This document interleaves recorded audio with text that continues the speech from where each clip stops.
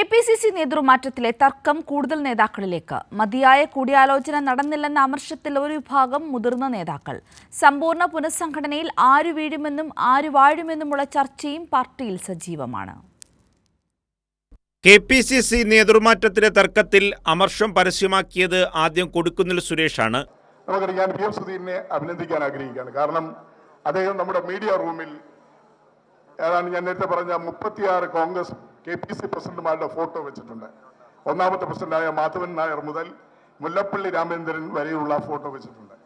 ആ ഫോട്ടോ ഇപ്പോൾ കേസ് ഫയലിൽ വരും. 38ാമത്തെ പ്രസിഡന്റ് സണ്ണിയാണ്. ആ ഫോട്ടോ നമ്മളെ പല കാര്യങ്ങളും ഓർമ്മിപ്പിക്കുന്നുണ്ട്. ആ ഫോട്ടോസ് അതെന്താണ് എന്ന് ഞാൻ പറയുന്നില്ല. തീർച്ചയായും ഇനിയെങ്കിലും ആ ഫോട്ടോ ഇരിക്കുന്ന സ്ഥലത്ത് അല്ലെങ്കിൽ ആ നിരയിൽ തീർച്ചയായും ഒരു വിഭാഗത്തെ മാത്രം മാറ്റി നിർത്തുന്നത് അത് പരിഹരിക്കണം. അതിൽ നിന്ന് ആരെങ്കിലും ആ ഫോട്ടോയിൽ വരണം അല്ലെങ്കിൽ വരണം എന്നുള്ള അഭിപ്രായമാണ് ഞാനിവിടെ ഉയർത്തി കാണിക്കാൻ ആഗ്രഹിക്കുന്നത്. പക്ഷെ വിമർശനം ഉന്നയിച്ച കൊടിക്കുന്നിലിനെ സോഷ്യൽ മീഡിയയിൽ ഒരു വിഭാഗം ആക്രമിക്കുന്നതാണ് പിന്നീട് കണ്ടത്. ജാതി പറഞ്ഞു പോലും പലരും കൊടിക്കുന്നിലിനെ അധിക്ഷേപിച്ചു. ഇതിനു പിന്നിൽ കെ.സി. വേണുഗോപാൽ അനുയായികളാണെന്നാണ് ആരോപണം ഉയരുന്നത്. ഇതിൽ മുതിർന്ന നേതാക്കളടക്കം പ്രതിഷേധത്തിലാണ്. കൊടിക്കുന്നിൽ സുരേഷിന്റെ അതേ വികാരം സ്ഥാനം നഷ്ടമായ ടി.എൻ. പ്രതാപൻ, ടി. സിദ്ദിഖ് എന്നിവർക്കുമുണ്ട്. കെ.സി. വേണുഗോപാലിന്റെ വിശ്വസ്തരെ നേതൃനിരയിലേക്ക് എത്തിക്കുന്നതിന് വേണ്ടിയുള്ള നീക്കമാണ് പുനഃസംഘടന പേരിൽ നടന്നതെന്നാണ് വിമർശനം. മതിയായ കൂടിയാലോചന നടന്നില്ലെന്നാണ് ഒരു വിഭാഗം മുതിർന്ന നേതാക്കൾ പറയുന്നത്.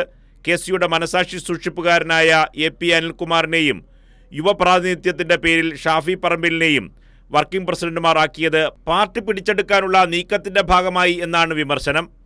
അതേസമയം പുനഃസംഘടനയിൽ നിർണായക പദവിയിലെത്തുമെന്ന് പ്രതീക്ഷിച്ചിരുന്ന ബെന്നി ബെഹനാൻ ഒഴിവാക്കപ്പെട്ടതിലൂടെ എ ഗ്രൂപ്പിനുള്ളിലും അമർഷമുണ്ട്. എം ഹസനെ UDF കൺവീനർ സ്ഥാനത്ത് നിന്ന് മാറ്റേണ്ട സാഹചര്യം ഉണ്ടായിരുന്നില്ലെന്നും ഇത് എ ഗ്രൂപ്പിനെ ലക്ഷ്യം വെച്ചുകൊണ്ടുള്ള നീക്കമാണെന്നും നേതാക്കൾ വിലയിരുത്തുന്നു. പരസ്യപ്രതികരണത്തിന് തയ്യാറായില്ലെങ്കിലും തന്നെ കൺവീനർ സ്ഥാനത്ത് നിന്ന് മാറ്റിയതിൽ എം ഹസൻ കടുത്ത അതൃപ്തിയിലാണ്.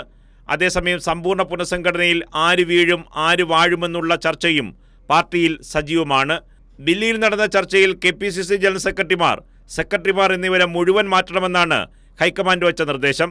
DCC അധ്യക്ഷന്മാരെ 13 പേരെ മാറ്റും. ഈ സ്ഥാനങ്ങളിൽ പകരം ആളെ കണ്ടെത്തണം. ഒപ്പം ഒഴിവാക്കുന്നവരെ തണുപ്പിച്ച് കൂടെ നിർത്തണം. ഇതിനുള്ള പൊതുമാനദണ്ഡം നിശ്ചയിക്കാനുള്ള ചർച്ചകൾ ഇനിയും തുടരും. പക്ഷേ മുഴുവൻ ഭാരവാഹികളുടെയും അന്തിമ പ്രഖ്യാപനം ഹൈക്കമാൻഡാണ് നടത്തുക. കൈരളി ന്യൂസ്, തിരുവനന്തപുരം.